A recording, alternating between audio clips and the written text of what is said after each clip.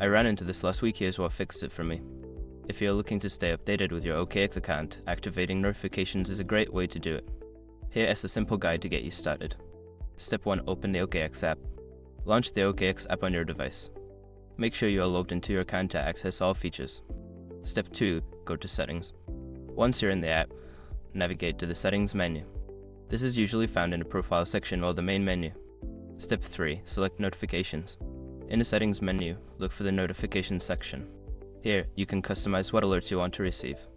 Step 4. Enable Notifications. Toggle on the notifications you wish to receive, such as trade alerts, price changes, or security notifications. Make sure to save your changes. Step 5. Check notification permissions. Finally, ensure that your device's notification settings allow alerts from the OKX app.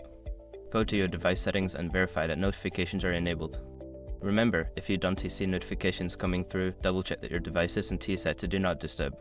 Happy trading!